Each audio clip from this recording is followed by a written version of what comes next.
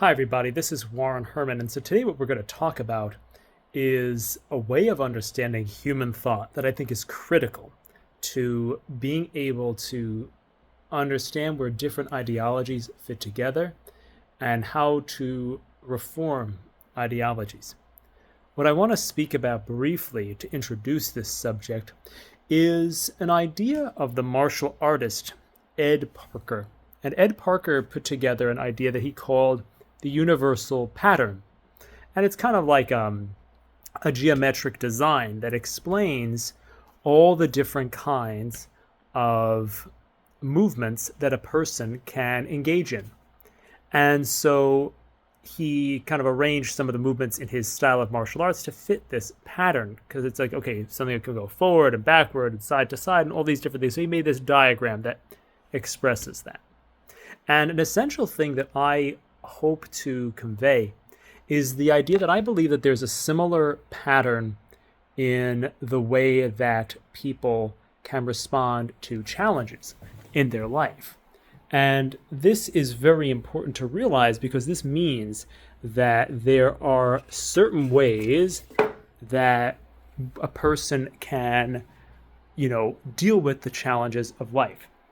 And this seems like a somewhat generic concept, but it becomes exceptionally applicable. And I just want to show you something that will begin to show how applicable this is. Now, for example, this is a chart of feelings. Now, when we realize that there are, in the middle, there's kind of basic forms of feelings, and, these are all the descriptions you could possibly have, for example, being surprised and happy and sad and so on and so forth. This is obviously something that can be useful for helping somebody talk about their feelings, but it also makes us realize that our human experience is diagrammable, and that our experiences are simply in a way can be described as made up of these elements. In the same way, I believe that our responses, the use of our faculties to cope with these feelings, can be similarly diagrammed in a kind of chart. And this doesn't necessarily mean that I've only ever had one way of looking at this chart, or one way of dealing with this type of subject in my life. But I feel that what's really important is to realize that, for example, that all the different philosophies, religions, and spiritualities and therapies that have been invented by humans fall on a kind of, they are part of or expressions of certain types of acts. So, for example, Buddhist meditations and mindfulness therapies both involve the use of attention as a human response, as a certain use of the human faculties.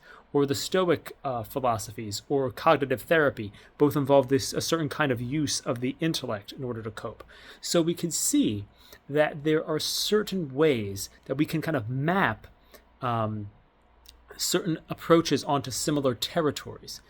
I remember going one time being in a class where they were talking about different philosophies, and you could see how all these different philosophies from continental Europe, based on the way that they thought, ended up almost thinking like Taoism from China, because they ended up looking at two opposites, and like how they just kept becoming monistic, just like Hinduism or things like that. There's almost no way to think new kinds of thoughts. You can think new versions of the same kinds of thoughts, but we can't kind of go off the grid, so to speak, of human coping responses any more than we can go off the grid of human emotions. And so this is very useful, because this means that there's only a certain number of ways that people think.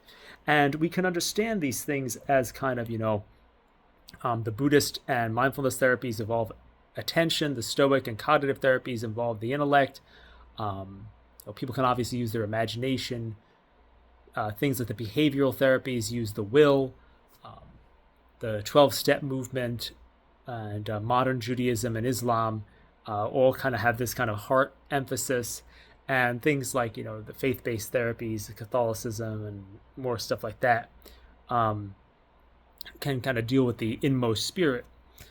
So there's all these different ways that we can think about. I mean, that's just a very crude thing, but there's all different ways that we can think about how to arrange these ideas, or what these patterns look like. You also can arrange this pattern for, like, how do all the therapies you can kind of do a pattern probably for the therapies, then a pattern for the spiritualities and other religions, then a pattern for within Christianity, then a pattern even for factors within Catholicism. There's all these ways in which you can kind of make this nesting pattern to understand the way that different ideologies work. Like, so for example, I remember making a way. What happened basically was that I was trying to understand different religions, and I read this quote from Elder Sophrony of Essex, and it made this huge shift in my mind that enabled me to realize that, it enabled me to kind of map out things better, because I realized that human nature and divine nature were not the same thing. And that enabled me to see the truth of various things and understand where different religions kind of fit on a spectrum. But you could see almost like if you make things, like, I know this is kind of not very easy to explain if I'm not giving you an actual diagram, but it made me see that, so for example, something like Buddhism, could be over here. Then like next to that is Hinduism, which is kind of similar. Then next to that's Taoism. Then, you could have, something like, you can kind of have Sikhism, then you can have Confucianism, and you can almost realize that these things become a kind of spectrum, as you go around, and it kind of, and then you have like closer to the center of the religions are, things like Taoism, things like Judaism and Islam and Christianity, and then you could kind of zoom in on Christianity, and you kind of put things along the edge or the center, like you put Catholicism in the middle, the Eastern and Oriental Orthodox to the sides. Then you could put the Protestant movements kind of around here. Then you can kind of further out, you can put the Pentecostals, the Mormons, New Thought, all these things, because they're kind of like breaking off, and like they're becoming focused on different faculties and kind of breaking off of all these reactions. And you could begin to map these things out. The reason why I'm talking about this is because this is deeply important for understanding ideologies and understanding what you can redeem from ideologies and understanding them as expressions of, what is authentically human. In the charism of the Institute of the Incarnate Word, they speak about the idea that we want to redeem what is authentically human in other ideologies. And by understanding diagrams like this, or having these kind of patterns that, can allow us to understand these universal ways that people think, we can move forward with the project of the evangelization of culture and the inculturation of the gospel, because we can know exactly what to redeem and how to redeem it, and how we can use things and where they fit.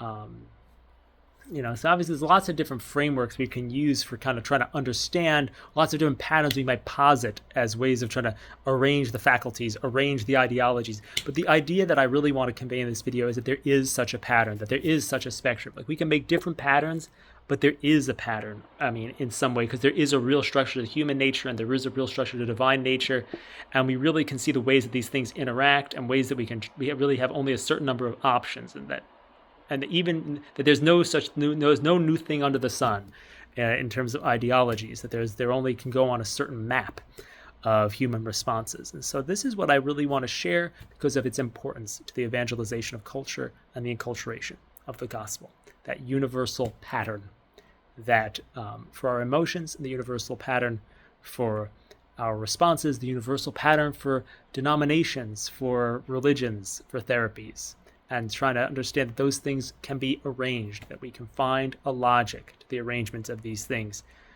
so that we can redeem what is authentically human.